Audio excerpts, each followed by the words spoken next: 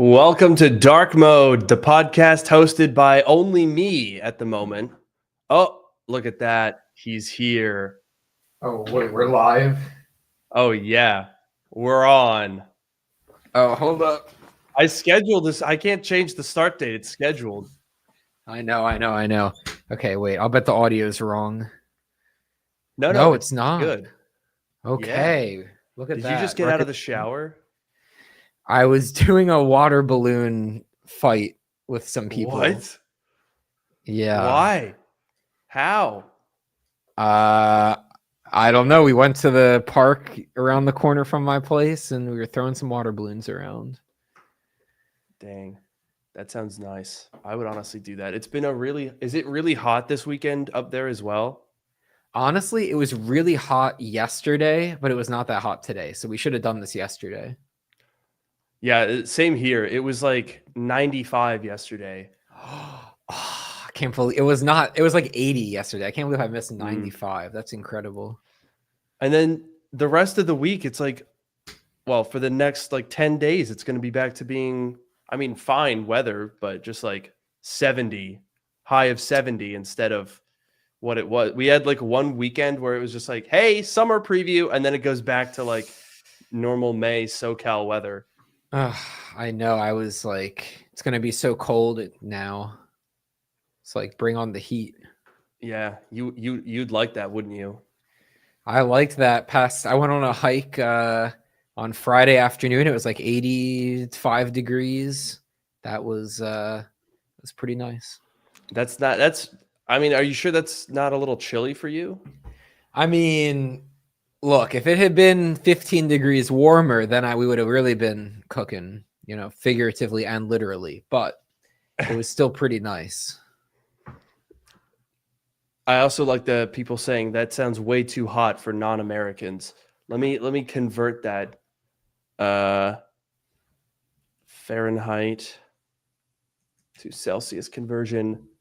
It wasn't like crazy hot yesterday, but it was 35 C. And now it's going to go back down to like 21.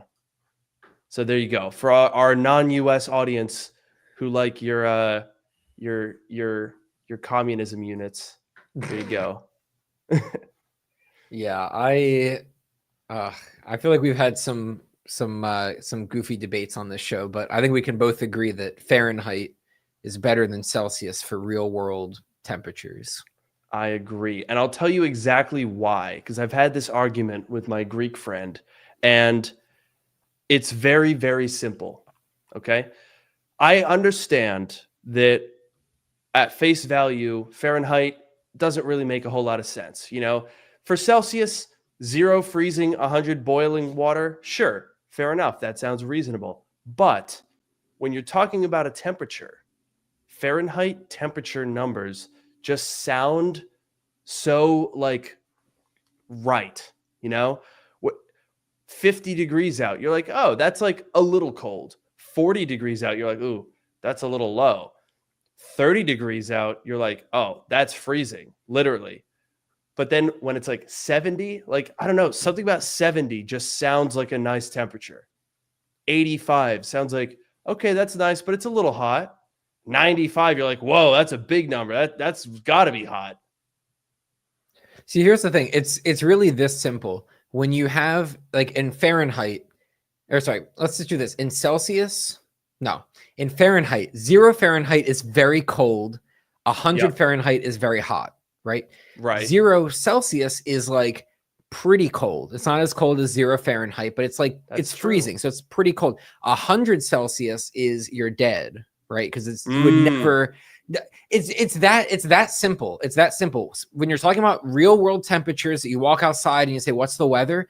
0 to 100 Fahrenheit makes perfect sense. In every increment of 10, right? You say, "Oh, what's the weather?" You say, "Oh, it's in the 60s. Oh, it's in the 70s." Like each increment of 10 has its own sort of meaning, and the 0 and 100 actually makes sense. So for real world temperatures. Fahrenheit is the one that makes sense. Celsius. The problem with Celsius is they all get grouped. So it's a wider range of Fahrenheit get grouped into just a few numbers of Celsius. And then it's like the difference between like 21 and 25 is like a big difference, even though it doesn't sound like it is.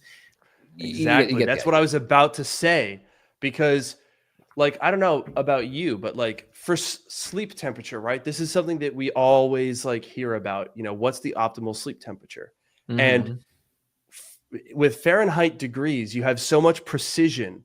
You get to, like, for example, I like to sleep during the winter at 69 and during the summer at 71. But if I put that into Celsius, like, what am I going to say? Oh, during the winter, I like 20.555. And during the summer, I like 21.6 repeating. Like, no. Because then if you round it and you make it like 20, that's 68. 22 is 71 and a half. You know what I mean? Like 21 is 69.8. 22 is 71.6. 23 is 73.4. It's jumping. There's so much more precision in Fahrenheit, even though it makes no goddamn sense to anyone else because it's a ridiculous system. Yeah, I mean, when you're talking, because like to your point, 69 versus 71, like it sounds like more, if you're talking about like, oh, it's like 0.1 degrees, you're like, Celsius, you're like, does that, but it makes a big difference. But when you say, oh, it's like 0.1 degrees difference, like it sounds like it isn't, but it really is. 69 and 71, when you're talking about going to sleep in indoor temperature, it makes a difference. And Fahrenheit makes it a lot more clear that it does. And to your point, when you say Fahrenheit is a joke, the temperature should follow 0 frozen to 100 boiling. I get the logic of it, but as a temperature for like your day-to-day life and the weather, you're not using half the scale. Because anything above 50, you're done. That's not gonna happen on Earth. Your entire like experienceable weather occurs between effectively like -10 and 50. That's a 60-degree range of temperatures that you will experience on Earth typically. Whereas in Fahrenheit, what does it get down to? Like, again, like maybe -10 up to like 115. That's a huge range. So you get so much precision in there. Yeah, exactly. I feel like, look, at the end of the day, sure, Celsius is better for science. If you're doing like scientific stuff, if you're studying weather patterns over time and whatever, you can use Celsius. But like, there's a difference between science and your real world. Oh, what's the weather like outside? I'm going to let me check the forecast and see what I'm supposed to wear. And I feel like in that case, when you're just like looking, you're seeing like, what's the weather outside? Fahrenheit is the one. It doesn't just tell you what the weather, it's not here. Celsius is the scientific measurement and Fahrenheit is the vibe. It's the feeling. Oh, yes. Okay? That's exactly the difference. That's the difference right there. Damn. We got it. We nailed it. And just in time to start the show. Give me 1 second. Let me get that ready.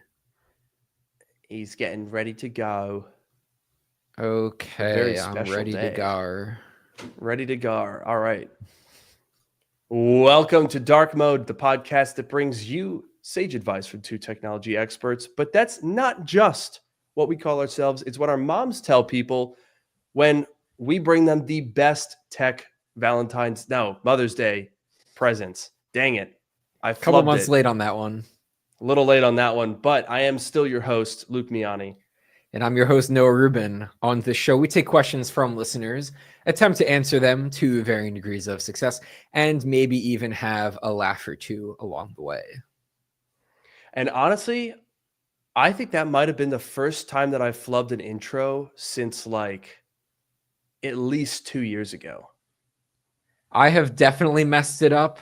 And I feel like I've messed it up and I wasn't even trying to do, because like you have the pressure of saying the unique thing every week. And I just do the same thing every week. And I feel like I've still messed up my simple part more than you have. You know what's crazy is I've also never, in the initial couple of episodes, we tried to plan out what the special thing was. But for the past 3 years, I've always just come up with them on the spot, like as the sentence is coming out of my mouth. And honestly, it's a very niche skill, but it's one that I will toot my own horn on that, because I've done that about 120 times just off the cuff. That's, it's almost like it's your job to talk off the cuff about things. Look, you're not wrong. Also, this is a very a funny thing to point out here. Someone in chat just said the podcast is 3 years old. Time flies. Well, what if I were to tell you it's 4 years old? Yeah, it was 2021, like winter, February. Yeah. Wait, wasn't it Valentine's Day? Yes. Wasn't it the first episode? I think it literally was. Yeah.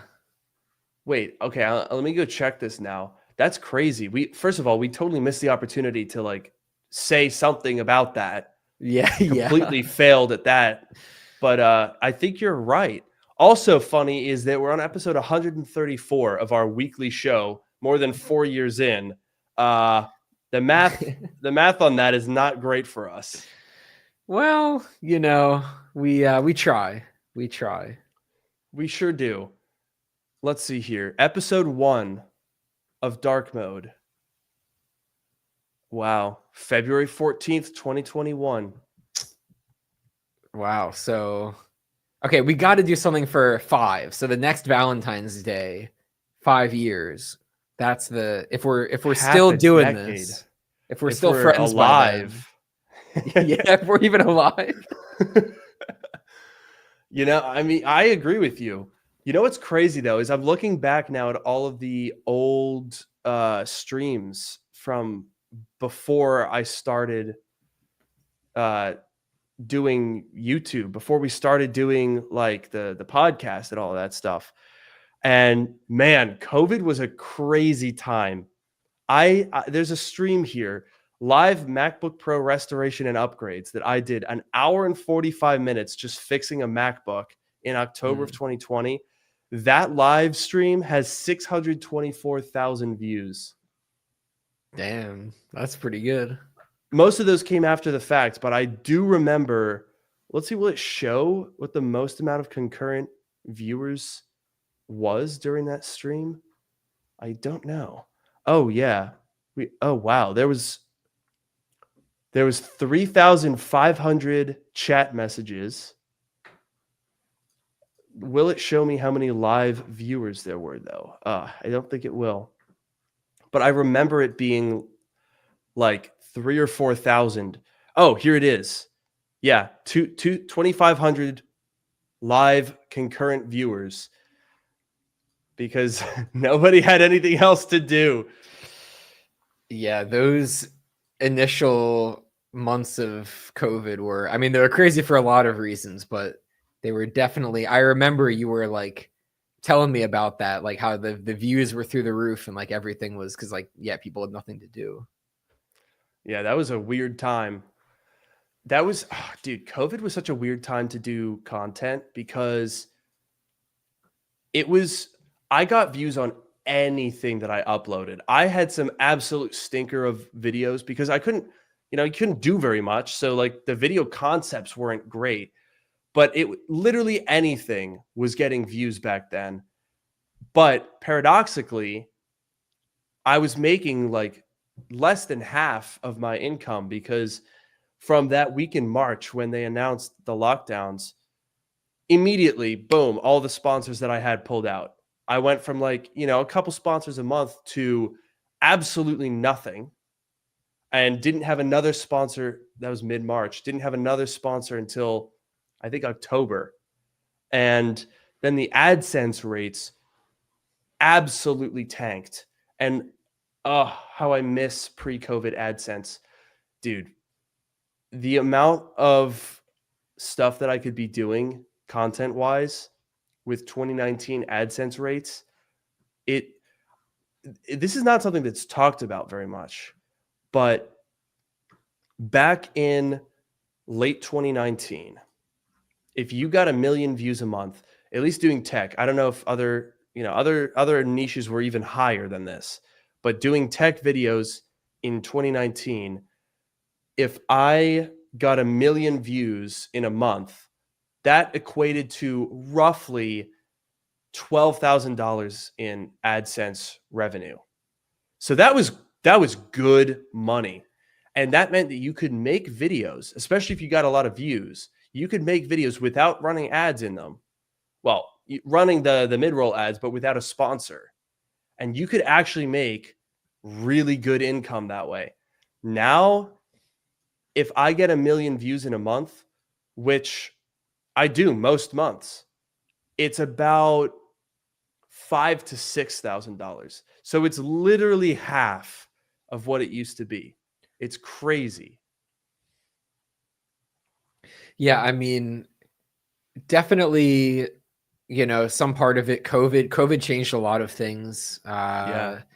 Part of it could be, I mean, I don't know. YouTube, I feel like, is a very saturated platform. Not that it wasn't. I mean, it was to an extent in 2019, but I almost wonder if COVID sort of, with all the people that were sitting at home with nothing to do, I'm sure some of those people tried making content, and like, I don't know, maybe more YouTubers that came up in the past few years, like through COVID in that way. So like, whatever it is, that is, yeah, I mean, that's rough that it's like, if you're making half as much, because like materially, you're not doing anything different. If anything, you're doing like better, like, the videos that you're making are better and higher quality than they were in 2019. But to have that much of a cut and you have to rely on sponsors and other ways of making money like that, it's kind of rough.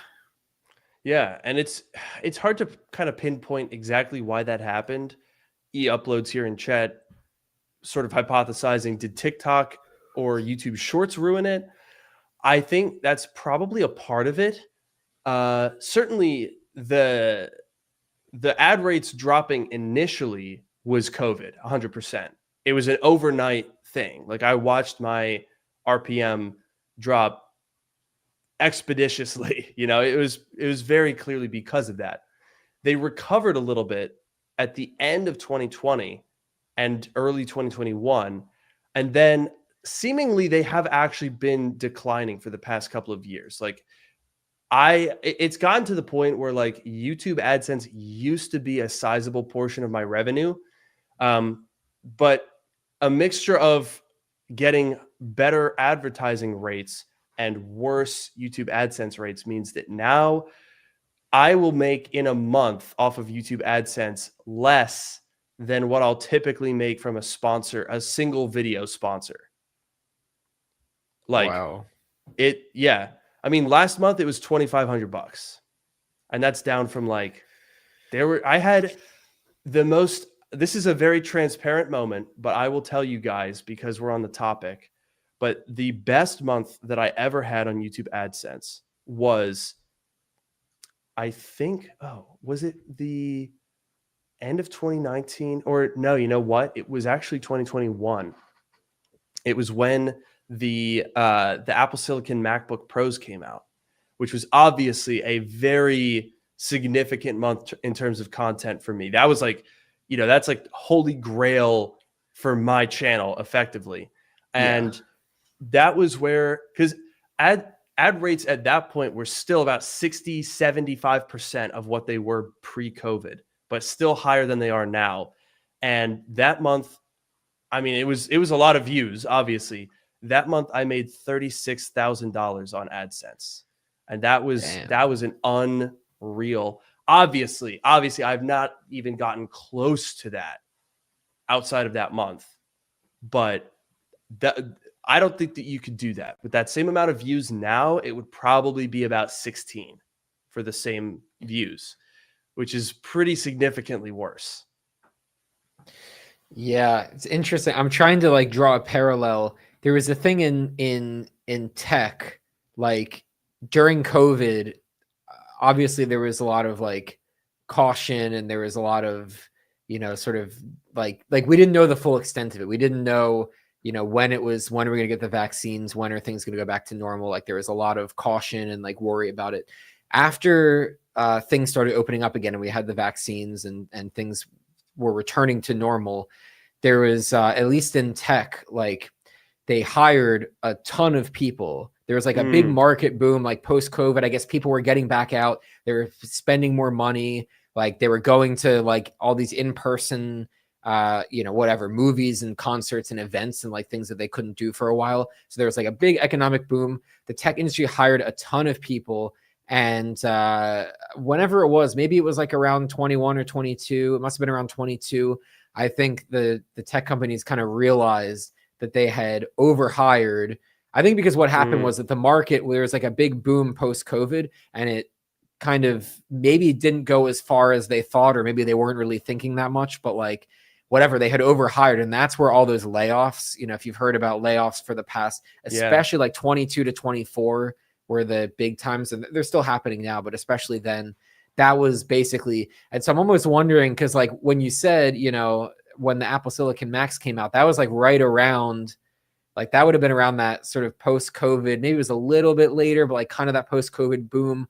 And then, things kind of took a step back. And it almost, I wonder if there's a parallel or if it's a coincidence. I feel like there has to be some sort of relation between the two. Yeah, no, I definitely agree. I think you're right that there was a correlation there. And I think a lot of it was because during that pre-COVID time, or post-COVID time, I should say, everybody was upgrading their tech, because during COVID, everybody, it kind of shifted a lot of the way that we work and the way that we live, for better, for worse. A lot of remote work, which people like, but I definitely think that it glued a lot more people to their screens and their homes. And, there was definitely a difference in social balance, which was very good in the short term for the tech companies. And honestly, that was a pretty much perfect time for Apple to release a new generation of MacBooks, right? That late 2021, that was well timed, because there were a lot of people saying, hey, I'm using my laptop a lot more than I thought that I was going to, and I'm willing to spend the money to get a good one that's going to last. And I think since then, a lot of maybe this goes hand in hand with that hiring boom and then all the layoffs, which is, as tech felt like it was sort of, I guess it was kind of an artificial boost, right? COVID spurred up a lot of spending, a lot of people upgrading their phones, upgrading their laptops and their iPads, buying a whole bunch of new stuff because they were stuck inside. They had disposable income. They're like, what else am I going to do? But that's not because the tech was necessarily better and more interesting in all cases. And since that COVID period, as I think a lot of these companies operate on a quarterly basis, right? They want to show year over year, quarter over quarter, that they're doing better, higher profits, better margins, what have you. And when you have this big boom for COVID and get a lot of sales, kind of hard to top that. You're kind of going to go down. And I think that's why we've seen this proliferation in what feels like, I guess how we would describe it, is kind of squeezing the consumer, right? What's the minimum number of features that we can do? How can we increase the price a little bit? Shrinkflation, like really trying to get the most out of everything. And I think that is why you see people saying, is tech in general not interesting anymore? Like, I think that there's a very, very clear relation between all of these events that we're talking about. Yeah, I think the interesting thing, especially, if we want to talk about Apple, since ostensibly this is an Apple podcast, like you were talking about the MacBook Pros that came out at the end of 2021 and saying like that was very fortuitous, like it was good timing for all these people upgrading. And then I feel like we've seen, first of all, let's say, a lot of people upgraded. Maybe that was almost, we've talked about like super cycles in the past. We've said like, Apple's going to do these. That was a super cycle, first of all. Like going to Apple Silicon, that's a huge difference. New design, new architecture, like that was a super cycle. But even more so, given the timing, I'm sure more people upgraded than perhaps otherwise would have, given that timing. Plus, we've talked a lot on this show about how Macs are lasting longer than ever now, thanks to Apple Mhm. Silicon.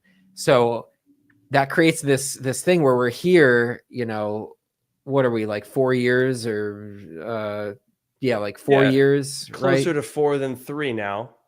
Yeah, so closer to 3.5, 4 years. Yeah, that's right. Since those Macs came out, and you know, I've said before, I can't justify upgrading. I'm sure a lot of people can't. So it's that thing where like there was this, for more reasons than one, there was a big super cycle at the end of 2021 for the MacBook Pros and for all the Macs really, when, you know, each Mac got its Apple Silicon refresh. And now we're here a few years later where not that much has happened. Is you know, to that question of is tech still interesting or not? I mean, is Apple still interesting? They haven't done too much that's like super interesting in the past few years, Vision Pro and whatever, but like since Apple Silicon, there hasn't been a ton that's been super interesting. Plus these devices are so good and they last for so long and so many people bought them that, you know, there's just not as many people, I guess, that are looking to get a new one. And then it creates sort of that scenario you're talking about where like you see the shrinkflation and stuff because these companies are really trying to they need to get money, and if they're not going to get it from you buying a new product, they have to get it, you know, some other way. I think what you're describing there is effectively it's Tim Cook's weakness. Okay, we've talked a lot about Steve Jobs versus Tim Cook. Like, there's pros and cons to both of them, and what I'll say is I think Tim Cook is a superb businessman. He knows how to run a supply chain. He knows exactly how to increase reliability, streamline production. He's great at that. But I think what we're seeing now as we're in the 2020s is that his vision is not where Steve Jobs was.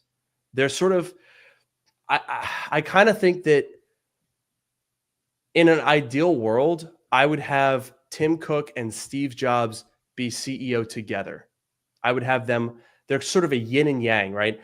Steve Jobs could take this wild, out of the blue concept that wasn't even a product that was on the market per se, but he could read the tea leaves of like what technologies are out there. How can we combine them? How can we do this properly to make it best for the user? And then Tim Cook could say, how can we make this high quality, well produced? How can we fit this into a broader strategy? You know, they really just had that dynamic that is so effective. But when you put Tim Cook out on his own, where I think he lacks is in that creative vision. And Final Cut or Vision Pro, not Final Cut Pro, Apple Vision Pro is the poster child for that difference. Because if you go back from when Tim Cook took over at the very end of 2011, you look at a lot of the major products that came out pretty much up until COVID, a lot of those had foundations in the Steve Jobs era. You know, the iPhone 5, that was a Steve Jobs design. The Apple Watch was started under Steve Jobs. The iPad obviously was a continuation of Steve's vision. And so now when we get to Vision Pro, this is the first time that we have an entire product segment under Tim Cook's leadership. And to our point here, some people in chat, I forgot Vision Pro existed, not even available in their country. So I don't know what it is specifically, but Tim Cook doesn't have the sauce. Yeah, I think, I mean, when you compare, you know, it's interesting. I don't know, when you compare like the Vision Pro to something that like Steve Jobs, let's say the iPhone, something that Steve Jobs was like, that was like really, you know, that was like the Steve Jobs thing. We all remember him going up and announcing it. And that was like a revolutionary thing, the iPhone. And Vision Pro was probably supposed to be a revolutionary kind of thing as well. It was supposed to sort of redefine or like bring Apple into the the extended reality, mixed reality age, and arguably it didn't really do that. But if you compare them, the one thing that I will say is that like the iPhone was a lot simpler than the Vision Pro is. And not just because the Vision Pro is like a crazy glasses, like with your seeing your view and like projecting 3D windows into it. But I just mean more like the iPhone didn't have an app store when it first launched. So it was literally just the handful of built-in apps that Apple had. Vision Pro, you can't launch Vision Pro without an app store. And in the 2020s, whatever year it came out, 2024, right? 2024, yeah. You can't launch it without an app store. So it had to have an app store. So that means that there had to be hundreds of people working on all of the SDKs for the developers to use, making Vision Pro work with all of these different third-party apps. Whereas the iPhone, they didn't have to think about any of that. They just said, these are the dozen apps that are going to run on the thing, and we'll have a web browser, and you can build your own websites. But that's like a standard technology that already exists, all of that stuff. So there are a lot of things like that. Now, of course, the iPhone was a long time ago. And so when I'm saying it was simpler, it was still very complicated at the time because, things like multi-touch were not standard, whereas now something like multi-touch would be standard. So it was a different time, but it was also a bit simpler in some of those ways. So that's sort of a comparison to make. But I think at the end of the day, the iPhone was like a Steve Jobs thing because it was like, you look at all of the phones that exist today, all of the phones that existed at the time, and it really was something different. It was, get rid of the keyboard, get rid of the stylus, you just interact with it with your finger. That was huge. And Vision Pro, I feel like, kind of tried to do that. They have, the pinch gesture and the moving stuff. And to be fair, that they do kind of have it because all the other, XR headsets have controllers and Vision Pro doesn't have it. But I just feel like at the end of the day, there's something missing that, like, even as primitive as the iPhone was, I still feel like there was something about it that the Vision Pro just doesn't have that, like, I don't know, maybe that like made you kind of see the future or see the vision that like I don't see with Vision Pro. I'm not sure what it is, but there's definitely something there. You're right. You're exactly right. And I think I'm sort of like, here's what I think, okay? The difference between something like the iPhone and something like Vision Pro is the ingredients are all there, but the recipe is different. And I really think it's the recipe, not the ingredients, that are the problem with Vision Pro. Because the thing that people don't really get about Steve Jobs is very rarely was he literally pulling a technology out of thin air. That was just not how it worked. At no point in Apple's history did they just pluck a technology that did not exist out of thin air and make it exist. I talked about this in a recent video about how Apple invented the modern laptop. And in its base components, none of the technologies that it relied on were something that it designed from scratch. But it was the recipe, the way that they implemented everything. And that's what made it really good. So for that video, the example that I gave was the palm rest.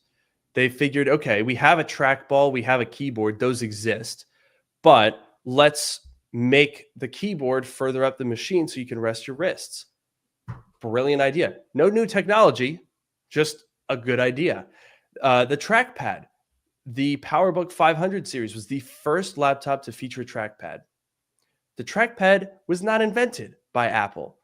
And in fact, the people who did invent trackpad at Circ had been going to all of the different tech companies pitching this technology, saying, look at this, you could just touch it and it's great, it's more precise.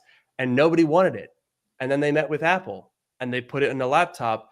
And now every laptop, and even desktops too, have trackpads.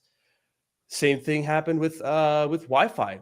Apple didn't invent Wi-Fi, but they put it in the iBook. They didn't invent widescreen, but they put it on the PowerBook. And the same thing was true with the iPhone. They didn't invent cell phones. They didn't invent touchscreens. They didn't invent any of the core technologies that make the iPhone possible. What they did was combine everything in the right way and then make it really user-friendly and have a clear pitch. Vision Pro doesn't do that because it has the same ingredients, right? The displays, the ability to detect gestures, the real-time processing for cameras. It has all of the high tech, but it doesn't, it's the sauce. It's that special way of combining them that they just don't have. And I think a part of that is the price point, the fact that you have to wear it and it doesn't go in your pocket. And as a subsidiary of those, you're never going to see one because you do it at your house. It doesn't have that same attraction, the way that pretty much every other Apple product has spread, be it laptop, iPhone, Apple Watch, AirPods. You see them around. There's a social aspect to it of like, oh, you've got the new iPhone? That's sick. Let me try it. Oh, it looks really nice. Oh, is that the new Apple Watch? That is a product that didn't exist before, but now I can see it. And as someone who doesn't know what it is, I can look at that and go, wow, I want one. When is that going to happen with Vision Pro? Every time I've had a friend try Vision Pro, there's like a 15-minute setup and tutorial process. I have to explain how to use it. I have to usually have them AirPlay to the app to my TV so that I can see what they're seeing and tell them how to use it. You're not going to gain users with that level of training just to use the product. That was like the whole pitch for Apple as a company. The whole reason that they existed was to make technology not something that was only for nerds. The graphical user interface, the mouse, all of that. And Vision Pro doesn't have it. It's a good point. And I guess going to the last thing that you said about it not being super intuitive or that you have to explain. And that was also my experience because for the week and a half or however long that I had Vision Pro, I obviously showed it to a bunch of people and I always had it like airplaying to my phone or something so I could see what they were seeing and I would tell them what to do with it. I think part of that might be the fact that this is a very new sort of frontier field or whatever you want to call it. Like not a lot of people have experience with XR or VR kind of stuff. And even if they do, Apple's implementation is still different. The fact that you pinch your fingers together, I don't think anything else has that, or at least it's not like a standard thing that you would find on other headsets. So to an extent, it could be, Apple being early to the game. Apple is early to the game, in not all the time, but in sometimes they are, like we've talked about with, USB-C on the Macs or, I don't know. We've talked about other times where Apple has been like removing the CD drive. We've talked about these examples. So maybe it's Apple being a bit early to the game. That's fair. I do agree that it's not the most intuitive. And I think the social aspect that you're talking about is also kind of interesting that you're not going to see people using it. But I still feel like there's something very fundamental that the first iPhone that I had was the iPhone 4. But I remember some of my friends had... That was, the 4, we could go on and on about the 4, but I remember some of my friends had, it was either the 3GS or the 3G, I don't remember, but I don't know about the first iPhone because I obviously didn't have one at the time and I haven't obviously if you tried to use one now, it would be a very different frame of mind than using it in 2007, when it came out. But True. My impression at least is that the iPhone early on, Gen 1, Gen 2, Gen 3 even, was a much better experience than Vision Pro. Maybe I'm wrong about that. Maybe the first iPhone was really slow and the battery was terrible and it was very buggy, whatever. I'm honestly not sure. But I don't know. I just feel like with the Vision Pro, the people that made it didn't like, I don't want to say they didn't test it, but like, come on, you put the thing on for 10 minutes and it's already like hot and sweaty and uncomfortable. And regardless of how good the thing is, that's already like, you know, a non-starter. Not to mention that it's, you know, it's good and it's impressive for what it is, but like, even if you could ignore that, there's not a ton that you can do with it. And in, you know, 2024, 2025, we expect a lot more than we did in, you know, 2007 when the iPhone came out. So I think it's partially sort of the expectations and the, you know, modern times versus, you know, I don't want to say it wasn't modern, but like, you know, back in the early days of, you know, the iPhone. But there are some differences. I just feel like I don't know how much of it is attributed to Vision Pro not being as good as the iPhone, or we're expecting a lot more now than we were at the time. I'm not sure like what a bit of both, you know, percentage it is. I think it's both. I think, and what's interesting is that, so you mentioned the user experience of the iPhone when it launched in 2007, and part of it, there frankly were not very many features on that phone. Like, you know, there wasn't that much to be buggy because it didn't do very much. But what it did do, it did well. You know, smartphones at the time weren't that smart, frankly. So being able to browse the web on a phone was already a really big deal. But where I think that it falls apart now is kind of what you said about, I don't know if the Vision Pro engineers tested it or what, right? And I think that what's happening nowadays is when, how do I put this? In Steve Jobs' era, if they had a user error or a user interface bug that didn't work right, it didn't feel right, he would have said, we're not shipping this, throw it away, start over. Cost be damned. But the impression that I get with Vision Pro is they ran into some of these limitations. And instead of saying, well, let's just keep working and keep going, spend more money, work on it until it is perfect, they said, well, okay, we kind of have to just ship it. It's not going to be worth, you know, our margin isn't going to be right. We're not going to be able to make enough units if we make it, you know, lighter or make the cameras better or whatever it is.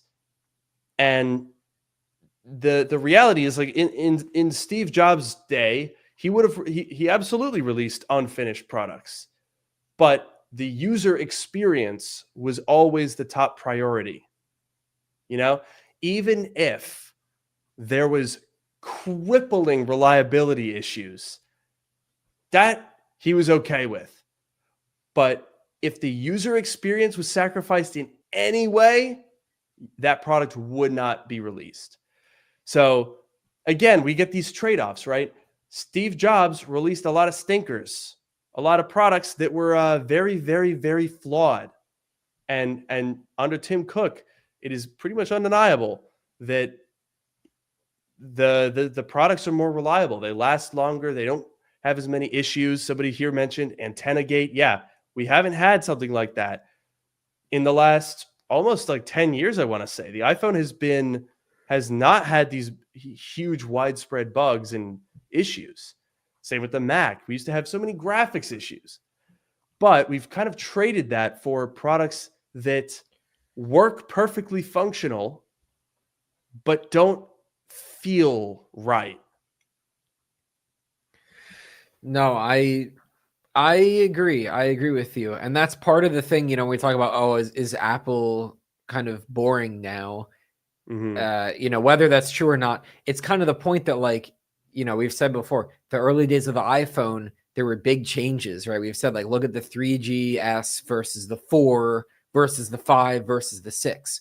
Those are some big changes. And so, like, when we had antenna gate on the iPhone 4, that was because it was a brand new design. It was brand new materials. There was a lot of difference. And they found, you know, that whole thing was if you like grip your phone on the bottom, because they had the antenna bands like going on the side, you could like sort of block them. And I guess that wasn't an issue on the 3GS because the antenna bands are probably in a different place. I know it was like plastic on the back, so that might have helped let the signal through, whatever it was. The point is that the 4 was a very different phone and very different design, and that was something that they didn't see coming. Whereas if you talk about now, where you say, yeah, the iPhones for the past while have been, pretty solid, but like if you compare the iPhone 16 to the iPhone 10, yeah, it's different, but it's even the iPhone 16 to the iPhone 10, okay, versus the 3GS to the 4. I think the 3GS to the 4 is at least as big, if not bigger of a difference than the 10 to the 16. Or if you don't like the 10 to the 16, you can say the 12 to the 16, however you prefer. But like my point is that things have slowed down a bit. And I know we've talked about, it's sort of inevitable. The iPhone's a very mature platform now, but I'm just saying like, things have become a lot more stable, but because the design has also become more stable in the fact that it's not changing as much. Yeah, no, that's true. That is definitely again another trade-off. And it's funny also that you mentioned stability, because the other thing that I wanted to touch on today is the stability of. Oh, we lost Luke there. I hope that wasn't a macOS stability bug. Oh, speaking of stability, how about that? Yeah. Oh my Jeez. goodness. Yeah, that it just force reloaded the page there for me. That's fun. Literally right on cue. And last week, the issue with the Photos the Photos opening, and it was all pink, and like that was a whole bug. There's dude, it's pretty bad. I actually just literally 5 minutes before we started, just finished filming my video on the bugginess that we're seeing. And one of the things that I think is underpinning all of this, from hi Mark here in chat, tech has just become so smoothed out at this point. The tech is great. It's hard to make these big jumps when tech is already so great and so pervasive.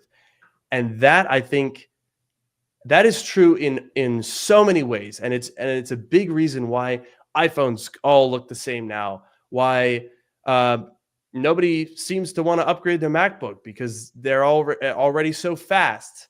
iPads as well. And it's also why we're getting more bugs, because the analogy that I use in this video is software operating systems are like sedimentary rock. It's, every year you're adding another layer on top of a layer. It's not like at any point Apple just goes in, wipes the slate clean, and rebuilds the operating system. Deep in there, if you really dive into the code of iOS 19, you will at some point find some piece of code that was on the iPhone 2G when it launched in 2007. That's just how software works. And so when you get this experience where it's like, okay, every year we got to keep adding all these features, otherwise people won't care. But the features are already, the core features are there. So we have to start getting really out there. And then all of a sudden this bloat really starts to increase, where now you've got, widgets and interactive and new buttons and dynamic island and different applications and APIs and layer and layer and layer and layer. And it's just a lot of stuff happening. So, I mean, obviously I'm not the programmer here. I'm sure you could speak more to this, but like, it's kind of inevitable that you're going to get some cracks showing. No, that's absolutely true. I think one of the fun things about, or interesting things about, like when you're writing Swift code or Objective-C code and you're looking at like the Apple frameworks, it'll tell you exactly when a certain class or framework or whatever was like added to iOS, which obviously makes sense, right? If you're targeting old versions of iOS, you have to, like, if you're trying to use some class, you have to make sure it's available in all the versions of the app that you're running, or you have to, do some workaround or whatever. But to your point, there's a lot of stuff, a lot of the core, like functionality, like the core things that you would do, have been around since the very beginning. I was just looking at like, you know, UI device is the class that represents like your phone, basically. It's like an iOS framework, but like that's been around since the very first version of iOS, and that's like a very common thing. Use UI device to like get information about the user's device and, you know, set certain parameters and things, and that's been around since the very beginning. So to your point, there is a lot of stuff, and now obviously, okay, some things over the years get deprecated and, you know, a new implementation comes up. So like there were old ways of doing things, and, you know, Apple says kind of, we're not going to do it this way anymore. Here's the new way of doing it. Even things that already existed and still exist can change to, you know, work with new features and whatever. But like, to your point, it is very much like a sedimentary rock. And I think also it's interesting because we're talking about how, like, you know, the hardware hasn't changed as much lately. The hardware is, you know, very good. It's very mature. I think software is sort of the place. Like, you look at the early days of the iPhone, the software, the operating system was changing a lot, right? The original iPhone OS was missing a lot of stuff. It took, you know, it didn't have copy and paste initially. Well, okay, it didn't even have an app store initially, but like even after we got the app store, it still took some time to get copy and paste or multitasking. There were like all these wallpaper on your home screen. That great point. There were all of these very basic things that were missing for a long time. And so there definitely were big leaps in software, but there were also big leaps in hardware. And I feel like now we're at the point where it's hard to make those big leaps in hardware because, you know, the hardware is already very good. And I feel like it's sort of very well defined. You know, you can make the corners rounded or you know, more squared off, and you can change that every few years. You can try to shrink the bezels, you can shrink the camera bump, you can add more cameras. There's like these things that you can do, but it's not going to be super fundamental. The software is really where you can do a lot more in theory, right? You can redesign the operating system, you can add new features, you can make your devices work together in new ways. I feel like there's a lot more, you know, now AI is the big thing. So all the companies are adding AI stuff. Like, I feel like that's really what's been happening, is that the hardware has been solid. So the companies are trying to do more with the software to differentiate things. And then when you have all of this new code coming, and it's also going on top of this very old code that's been existing for a long time, there's more opportunities for, you know, cracks to form and issues to come up. And also things have gotten more complicated in general, right? The original iPhone was much simpler. It was at an earlier time where it was harder to make that simpler thing, but it was still much simpler. Even literally, there was one iPhone, there was one screen size. So you could literally hard code and you could say, I want this button to be at this pixel position, because there's only one screen size, and that's all you had to worry about. These days, there's all different kinds of form factors. People can change the font size on their phone. They can do all different accessibility things. There's lots of different screen sizes, and there will be future new screen sizes that you don't even know about yet. So there's more complexity of making all of that work. So it's just, it's the progression of time, and it's also the fact that you know, we have the hardware so good that the software is, you know, there's more pressure to change it for the sake of changing it. That's true. It's a lot easier to change that than to invent a new technology. But I don't know. It's tough here because I'm looking through the chat. I was looking up some little fun facts there, and what's really interesting, let me see if I can find the comment. Someone said basically that the Apple needs to literally just take a year and just the sole focus is stability. And we talked about that last week with Mac OS, OS 10, Snow Leopard.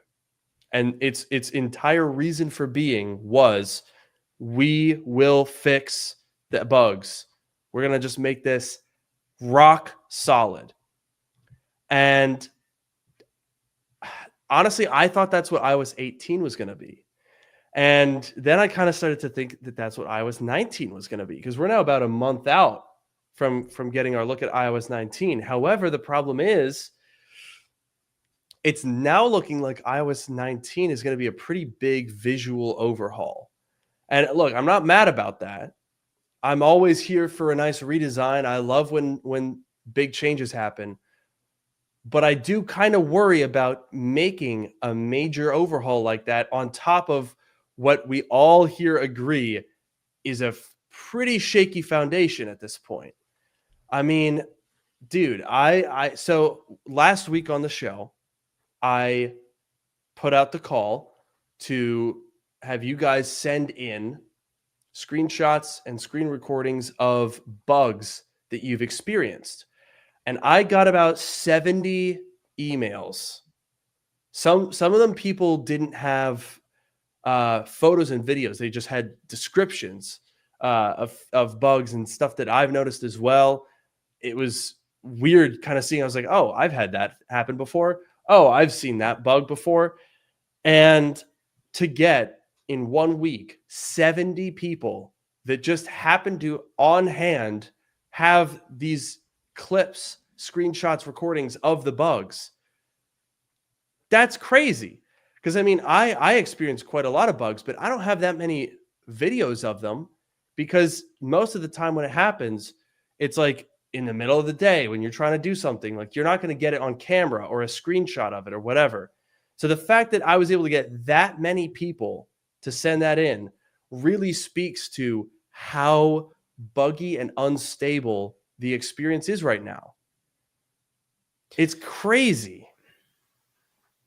Yeah, there's a lot. I'm literally staring at a nice bug right now on my God. screen. I'll send this screenshot to you. Okay. So it's the photos widget that it just like picks a featured photo or memory or whatever to show you. And so I have all of my electronic devices in Spanish, but I temporarily put my phone in Chinese just to try it out because I've been learning Chinese. And so the screenshot that I sent you is the title of a photos memory that is in Spanish, except the name of the place is written in Chinese. I never had my computer in Chinese before, and it certainly wasn't in Chinese when I took this picture because this was a year ago. This was 2 years ago. This was way before I was learning Chinese. Yeah. But there's the screenshot. Yesterday. Yeah. So this was when I went to Google I/O, but the Spanish part, it's like in the seats at, and then that Chinese says like Shoreline Amphitheater. That's the location. Oh my God. But the location is written in Chinese and the sort of description is written in Spanish. And the whole thing should be in Spanish. Like, to be clear, it's not like it should be in English, but like the fact that they're mixing, and I still have that issue. I changed my phone, whatever. It's like, I don't know. It's very I was going to weird. say, because if your phone was, my first thought was, well, maybe the location just saves based on whatever language your phone was in at the time. But you did not have your phone in Chinese. You were not learning that 2 years ago. So no, your phone was definitely in Spanish and English only at that time. So where is it? Like, what is the logic? How does that even happen? I actually think the reason is because I set my languages. You like pick your device language and you can actually pick multiple languages. I think I have it set to like Spanish and then English, Spanish and then Chinese and then English in that order. I think that's what it's set as. And so maybe the place name was translated in Chinese, but it wasn't translated in Spanish. And the fact that Chinese is number 2 and English is number 3, it shows the Chinese. Maybe there's actually a reason for it. I don't know, but it's still just like, I've seen like very weird things involving like the languages and like when it chooses to pick one language or another. But regardless of whether that's actually a bug or if it's just a confusing thing, to get back to your earlier point, I think like a big visual overhaul isn't necessarily what we need right now. Like, I'm not saying that it's a bad thing necessarily, because I'm open to a change. If it's going to look nicer or more modern, that's fine. I don't think iOS looks bad right now that we desperately need a change, but I feel like if this visual overhaul, if they can do it in a way where they can like sort of clean up the bugs at the same time, you know what I mean? Like if you're doing this visual overhaul and they do it right and they say, okay, we're going to look at each app, we're going to see what it looks like in the new design, we're going to tweak it to look nice, we're going to clean up all of the weird interactions and visual inconsistencies and stuff, and we're really going to polish everything, and the visual overhaul is sort of an excuse for them to do all of that. Like that could be a good thing. But if they just do it as, okay, we're going to swap out the rendering code to like have this new visual design and we're going to ship it because it looks different and then people will buy it and shareholders will be happy. That's not the way to do it. And it certainly won't make things better. It honestly might make things worse than they already are. Yeah, no, I fully agree. And that's kind of what I've been trying to suss out. You know what I mean? Like, to what level is this newest update just sort of slap a Band-Aid on it and just say, hey, it looks different now, switch out the icons, make the interface windows look a little different. But I think if they did what you just described, which would be comprehensively go through the entire thing with a fine-tooth comb and polish and tweak, right? That is what we need. And I think you're right that we could do both. We could do a design change while also focusing on stability. I'm not sure that's the direction that they will have gone, though. And that's what really irks me, because I can tell, I know, I see so many comments when I posted that on my channel. Let me see if I can even open that up and look through some of the comments, because there's 160 comments on that post, which is a lot more than I normally get. And people really, really are not happy. It's crazy. Let me pull this up here. When the keyboard clicks, randomly get loud AF. It's been a thing since iOS 5. Do you know that one? I know that one. You know what? When like I know that. You're typing and they all stack up and it goes click, click, click. Yep. That one's a fun one. Look, this one, all caps. Thank you. I would like Apple to buckle down and clean out iOS from top to bottom and fix all the issues. Something like what they did with iOS 12. Exactly. Other people saying they need to stop with the annual updates. It puts artificial constraint and forces them to push stuff out the door that isn't ready. I absolutely have gotten that sense. A lot of the stuff they haven't even made out the door. They just announce features that we still don't have a year later. It's crazy. And I mean, look at this. I'm so pleased to read this. I keep finding myself having to force quit my phone when an app crashes and hangs. Oh, dude, that's another one. I cannot AirDrop from my Mac Pro to my iPhone anymore. It doesn't work. Straight up. Really? I've tried restarting it, updating, restart both, Wi-Fi on and off. I've tried everything. It will not AirDrop anymore. That's crazy. And I feel like you use AirDrop a lot to like send footage and stuff. That seems really annoying. It is. It's really, really frustrating. I really don't know what to say other than AirDrop has been around for 10 years. It's a decade. How have we not figured that out, guys? Yeah, I really do think it's just Apple. Look, Apple has a lot of resources. Really, they have a lot of money. They could get more resources, but I think they're taking the resources that they have, as in like the engineers' time and the product managers and all of their like that time, and they're putting it towards the new features, because the new features are flashy and that's what's they're big things that they can announce and get people to upgrade and whatever. I feel like, you know, the bug fixing is always going to take sort of a backseat to that, because it's the hard work that no one really wants to do, that you can't really announce. Like, you can announce it's like, you know, this is the most stable version of iOS, and people will be happy about that. Don't get me wrong, but it's not flashy like a new feature is.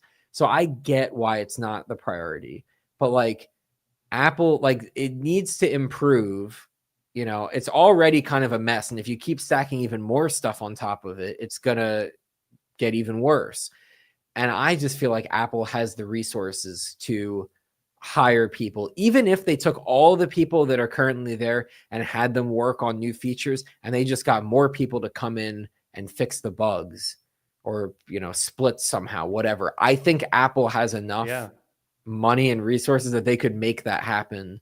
And they really do need to make that happen based on all these comments that we're seeing here.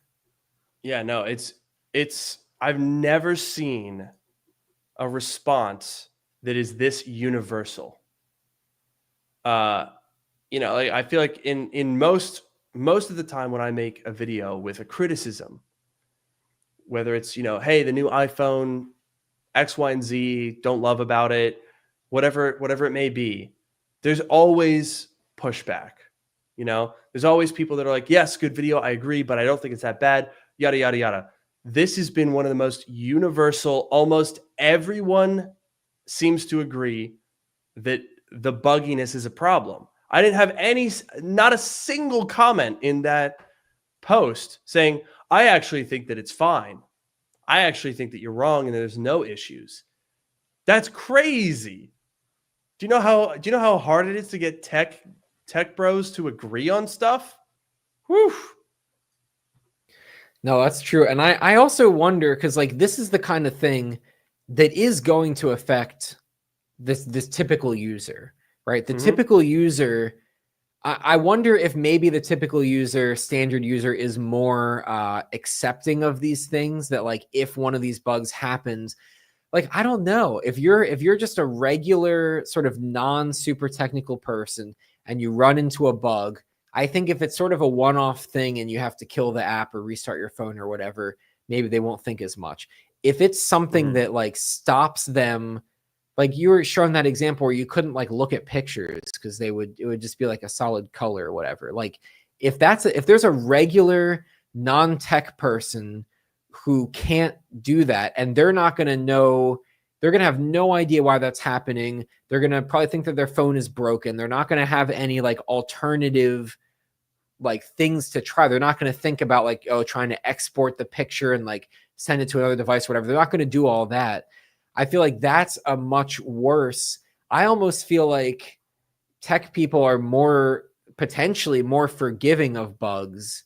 At the very least, like when I see a bug, I'll try to work around it, and maybe I'll have some idea. Like, I'll try to sort of find the root cause and figure out and like know how to avoid it or know why it's happening. This typical user is not going to do all that work. They're just going to say, oh, it's broken and whatever. And I feel like that's even worse. And Apple wants to appeal to these, like they want to appeal to the tech people, but like really they want to appeal to the non-tech people.